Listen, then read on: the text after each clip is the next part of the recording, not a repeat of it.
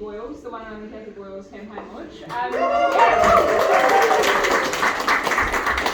I'm sure we'll have wonderful things to say about Kathy, myself included, but just to open us up, I thought a karakia, which offers some kind of reflection, particularly given the grieving that some of us have been through in the islands, but obviously the mass Waiheke training the other day, and just given the kind of sense of time that we're in with politics at the moment and everything being very intense.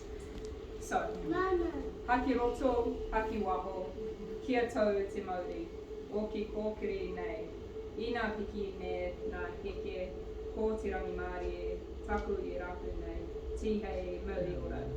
And in te reo English, that is breathe in, breathe out, settle the Māori that stirs inside of me throughout the ups and downs, it is the peace that I seek. So kia ora, my name is Chlöe Zwarbrick. I have the immense privilege of being your local MP, a green one at that, which Kathy of course is your only green endorsed official. And in true green and in true Kathy fashion, we have an incredible lineup of amazing things that are happening this afternoon. But to kick things off, I thought it would make sense for us to kick to one and only Councillor Pippa Coom. Where is Pippa gone? Oh, there she is. So, Pippa, if you could introduce us to the context of these local body elections, kind of what's at stake and why it is so important that people are engaged. Passing over to you, my friend. Kia ora, Chloe. Tēnā koutou, ngā mihi nui kia koutou. Thank you so much for this opportunity to speak at the amazing Kathy's launch this afternoon. This is a real honour to be here and to be on Waiheke. And a privilege to be your councillor as well for the last 3 years. So I'm Pippa Coom and I am part of the great coalition that is Labour, Greens and Community Independence called City Vision.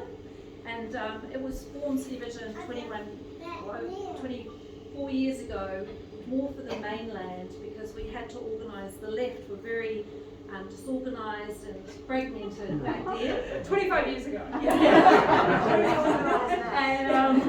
And it just meant, if you remember the old Auckland City Council, it was for about 70 years it was run by CNR, which was National Party aligned. So that's why City Vision came about, and I know it wasn't kind of a brand that was familiar to Waiheke where things happen differently here, but I'm very fortunate to have that support as part of the coalition of Labour, Greens and Community Independence, which I am. But, so I'm very fortunate that I get to go to Greens events and Labour events and hang out with everybody. And just in terms of this election, what is really interesting is I think it's already seeing that it's a very polarised election in terms of those who want to continue with a lot of progress for the city, continuing the mahi that we've got underway, particularly around climate action. We've got a climate action targeted rate that just got approved quite recently. Amazing work that's happening because of targeted rates for the natural environment, for water quality, and that's allowing a lot of the stuff that's happening locally, like for example the pest control and the restoration that's happening on Waiheke. And that's happening because progressive people getting elected onto Auckland Council. But it's definitely not a sure thing because we're seeing in this election too a lot of very angry voices. I think Leo was kind of, he became the real focus of that, and I think Kathy had to sit in the front row and be bullied by Leo at the Waiheke meeting that was hosted by Graham Henry, bizarrely, and I really thought that after reading Kathy's amazing letter in Gulf News that his campaign really was sunk on Waiheke, when that was I thought very telling, his whole behaviour and the attacks, and also the fact he didn't even know, a lot of stuff he didn't even know about Waiheke, and one of the things he didn't even know about was the Hauraki Gulf and the state of the Gulf, and that's one of the other hats I wear as co-chair of the Hauraki Gulf Forum, and that's been an amazing eye-opener of being on that forum, because just being connected to so many amazing people who are working for the Hauraki Gulf and that restoration work, and a lot of that is happening on land. I just want to acknowledge Kylie, who's on the local board and is alternate on the Hauraki Gulf Forum, and who comes along to a lot of the meetings and really supports our 4 big goals for the Hauraki Gulf, which includes riparian planting. So it was great to be at the this morning doing planting at Rangihoa, give it up for wetlands. It's been a big week for wetlands.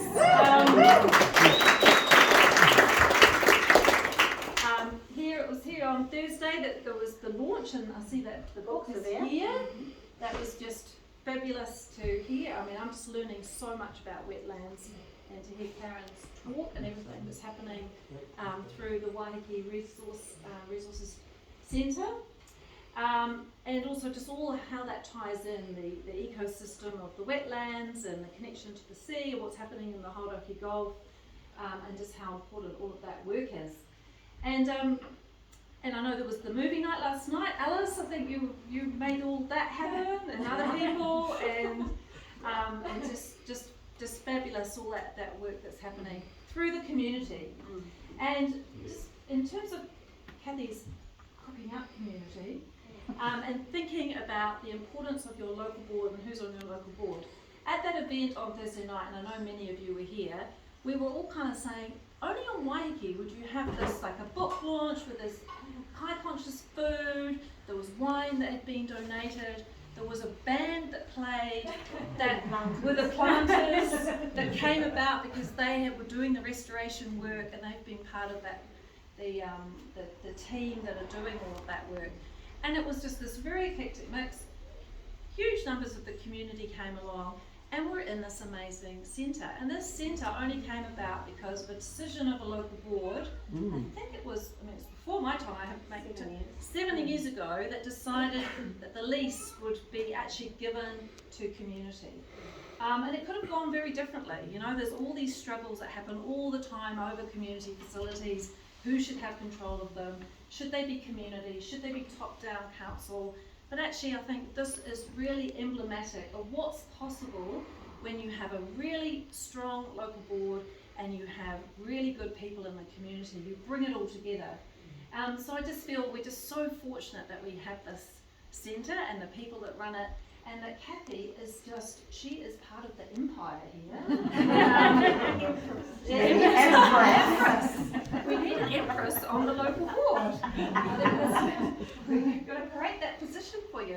And I got to meet Kathy and Kylie 3 years ago when they were campaigning together, and came along to the High Conscious Cafe, and just this amazing feast that happens. I understand is about to be relaunched. I think Eddie, you're part of that team are going to relaunch after all the COVID, and coming out of COVID is on the 23rd of September. Yeah, I'm sure there's going to be a queue out of the door, and just all of that magic that happens here with that rescue food. That's all kind of the community coming together, feeding people, making people feel welcome, and all of the connections that happen through that Friday lunch. So I really hope I can be here for that. So I think, just thinking about this amazing place, the amazing people, and the importance of getting really strong, community-focused people onto the local board. And shout out to Sharon, who's been a local board member, and Kylie, of course, I've mentioned, who's already on the local board. Norm, who's standing. I haven't missed anybody who's got the local board that I don't want to like. And of course, it's just awesome that we have Chlöe as our Auckland Central MP. She is just such a dynamo. I mean, just like her response when the call went out about the stranding, she's on the ferry, she's coming over.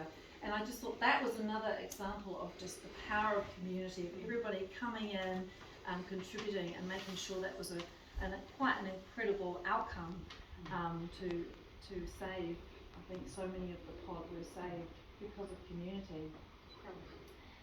So many reasons that it's important to have strong community supported by a strong local board and fantastic people on the local board. So thank you, Kathy, for standing. It's not easy to put your hand up, especially in this time of so much, the social media thing and people attacking the billboards. Chino's onto the kid that destroyed mine last night. Yeah. He's already been identified. No one can get away with anything on Waiheke. We already know his name. So yeah, it's not easy putting your hand up, and especially on Waiheke, it's very, everything is debated very intensely. Everybody knows everybody, what's going on, and so it's just awesome, and we're lucky to have fabulous people put their hand up. So thank you, Kathy. And thank you for putting on this event for all of us as well. I saw a chocolate cake arrive and I was like, I know I'm in the right place for this event today, and all of the wonderful food that comes out of the kitchen. So wish you all the best with your campaign, and look forward to what we're going to be cooking up with the community.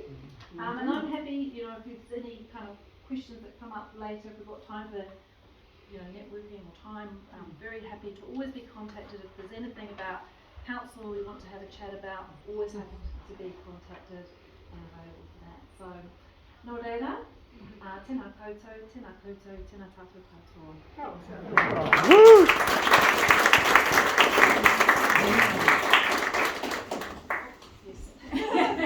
Thank you very much, Councillor Coom.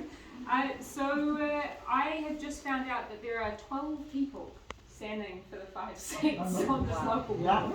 Yeah, which makes this incredibly tightly contested. And I was just saying to Kathy before, what should I say, given that I've been roped into now this MC thing, which is awesome. But shout out as well to the wonderful Darlene, who's unfortunately been done that by a range of things happening in life today. But she was saying that the kind of call to action for the community should be to ask where each of those candidates stand on certain issues, whether it be our environment or the health of Te Kapumoana, the golf, whether it be on Te Tiriti, whether it be on housing.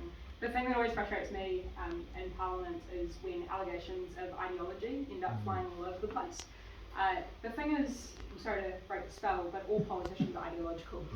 All of us as human beings are fundamentally ideological.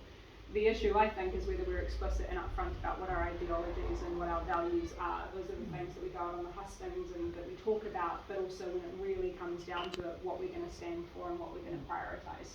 And of those 12 candidates, Kai, I want to acknowledge you, but I also want to say, Kathy, I don't think many people have to guess where you stand. I've had the good privilege of getting to know you even more, particularly over the past 2 years, and obviously before that in your role on Waiheke Greens. And honestly, I say without any hesitation that it's been an immense privilege.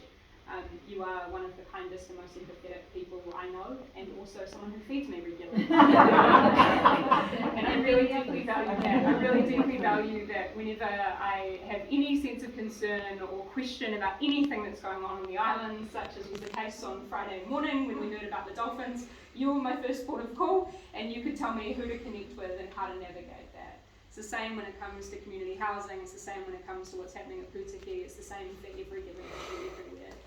And the fact that you brought us all together for Kai this afternoon, I think it's pretty symbolic of Kathy Voyles. So Kathy, before we hand over to Eddie to kick us off with some Kai, if you wanted to say some words about why people should vote for Kathy Voyles. So, kia ora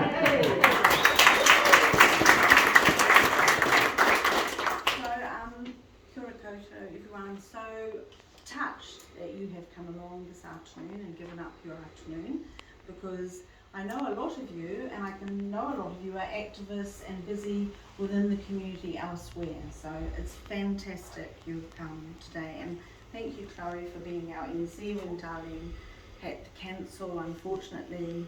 And that is the nature of our lives under COVID.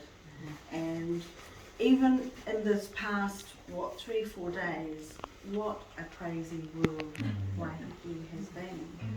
From the book launch, when we all learned a tremendous amount about the kidneys of the island and the kidneys of Aotearoa and all throughout the world, and how we have, in fact, broken the Tiriti by removing that source of kai and purification, if you like, out to the moana. And then we go into the dolphin stranding, of which is a very rare occurrence in the Gulf. And again, the community out there, I was just in the back, Chlöe was in the water, other people in the water, the wind was from the Antarctic. And our international kids, were you there? I think there were so many people that I recognised who usually volunteer washing dishes at the Kai Cafe, or who volunteer elsewhere in the community. And to me, and I think it was Paul Carew of the Waiheke Community Housing Trust who said, community, communication and unity.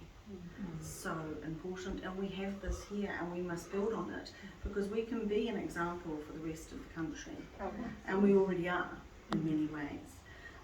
But just a few words on why food is incredibly important to me and why I have invited Eddie and Chlöe and Tanya to do a little bit of cooking up. And I have to just say a word, when Kylie and I were running on the same ticket last election, we had a little bit of a problem when we did Kai and the karaoke down at Rye, because one or two of our competitors said that we were treating people. So, and this is a principle offence, right? So I want to make it very clear that this is not a treat. We will be serving light refreshments after these speeches, and I have not brought you any wine or anything else, not even kombucha in this case. But so that will be served after the speeches, but when our cooks come up here, they are most welcome to give out a sample. They do. And just a little word about me. So I've got my dad's cookbook over there and a number of other cookbooks. And my father came to New Zealand in 1943 in the US Marines, and he was the cook. So and his big thing was making donuts, right? But he didn't make 5 or 10 or 20 or 30 for the family. He made about 200 because he was used to cooking for 200 and 300 people. He grew up in the Depression, born in 1917. And the thing that he learned, he got a baseball scholarship, he could bowl. Do you bowl with baseball? Pitcher. So he could pitch with both hands. That was very unusual. He got this incredible scholarship to go to university. And he got there. And of course it was the Depression. He could not. He had a scholarship, but he couldn't feed himself. He couldn't get a job, and so he went into the conservation corps, which was a very, very good idea of the Americans, where they actually took people who did not have jobs and they taught them skills and they built, they planted trees, etc. But my father, Woody, always said to me, great American name, wardrobe, as he was often referred to, he said, if you have land, you have richness because you can grow food. And I think this is becoming clearer and clearer all the time that it's going to be about food resiliency, food sovereignty. You need a roof over your head, but you need food in your stomach. You cannot learn, you cannot be normal without some sustenance. And we know on our island that is becoming very difficult for a lot of people who before perhaps, could manage reasonably well. So I just 3 years ago, we had people write down what were the most important things. And because we're Waiheke, of course, we had to include an active listening workshop in that thing. Because again, that's the most important thing that you are giving me and Chlöe and Pippa and everybody else. The most important thing is your active listening attention. And I think that's what politicians really have to do beautifully, and Chlöe does it fantastically and also writes it down, because that's also important, that you get back and a whole lot of people have told you many, many things, and you need to remember who they were and what those things were. And for us it's housing on this island. And people, there's hardly any rentals, is there, Susie? There's nothing out there. Unless you want to spend 1,000 a week. So, and 1,000 a week. What's the pension? Is it 460 a week? I think. 300 or something. Yeah. So we have a huge problem, and we also have a big problem with food resiliency. We're reliant on selling. We know we have housing because we can house 30,000 people at Christmas. So that's something else to think about. And I know it's local board and it's not the government, but I would love to see us take on board some of the lessons they've learned in Venice and in Barcelona and other places where we have empty housing taxes. But that's another thing. And basically, and it's all about transport as well. I mean, just yesterday I saw the usual tourists come over to the island. They were teetering around the top of the bus stop at Chlöe, and they were like, oh God, do we actually get on the road? No, let's try and stay on the footpath. Footpath's run out. Right, what are we going to do? Let's walk the bike. So, I mean, we need to build those safe roads. And even if we can't find the funds to build infrastructure, we need to slow the traffic down and to warn them and to have really good signposting and all of those. It's just really basic, isn't it? You know, and it's happened elsewhere and we don't have to reinvent the wheel and we can do it. And the other thing is that we have a lot of experts in this community. We've got Lindsay and Linda from Waiheke. Hannah knows the buses inside out, back to front. She knows how long they stop. She knows when they're idling. I mean, she knows. We have Hadass, who's an expert in food. We have our rescue food team. We have Robin, who went out and was protesting the arrival of cruise ships. So well done, Robin. And you had your 1 second on television. So It's a team effort. So we have all these wonderful people, but at the heart of it is sitting around a table, sharing ideas and knowledge, and usually, and I discovered this in human rights work in The Hague, it is great if you can add in some food and people start to feel comfortable with each other and they start to have those honest conversations, and we need that. And that's probably enough for me, because I know Eddie's got a wonderful, he's not going to sing. I have to say that Eddie is the king of the salsas. I have never met anybody else who has been so willing to chop things so small for such a long period of time at the Kai Cafe, and to teach all the other people how to do the same. So thank you, Eddie. And is it Eddie's turn? Right, so I'm going to take you to seat. This is going to be good. The vegans are coming to dinner. What are we going to do? So, here we go. I'm ready for them. Cashew cream cheese. Ooh, always going to please. Cashew nuts, whole or crushed, soaked in water, later to be mushed. How about 2 hours? Here's my recipe. And I'm going to do it in front of your eyes. Whoa, always a dangerous thing. Lime juice, 2 tablespoons. Nutritional yeast, that tastes cheesy. 3 tablespoons. Salt, well, yeah, okay, we'd like to do without it. Oh, okay, put it in. A teaspoon. Ground cumin. Half teaspoon. Plenty of this around. Lime juice, 2 tablespoons. Now, I have grandchildren who are at my feet when I cook, so I always have to say, hold your ears, it could lead to tears. I'm going to make some noise. So I brought the good old neutral color.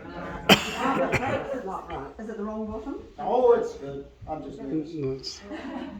Now, while Eddie's finding out how to attach his can I just say that Eddie is also starter plants on Waiheke, so he has eliminated the need for plastic pots to get our vegetable plants and our flower plants and the odd plant. He's also got a curry plant. Commercial effort. No, it's just eliminated that need, and again, it's making the island more resilient by us buying directly from him at the market, and it's a wonderful thing. But plus, he's also working on the Kai Gardens with Shadi over here, and we are looking at things which are drought resistant, which work well here, which are delicious and high in nutrients. So just like Hold your ears, it's not going to take long.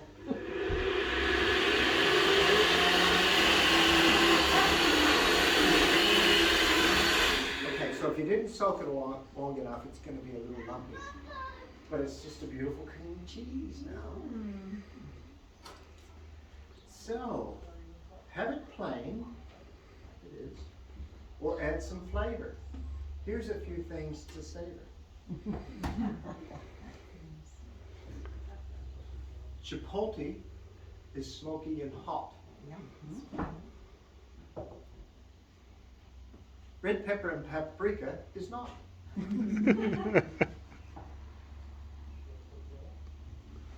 You can have it plain, or if you have to always be green, put in a lot of herbs. excellent.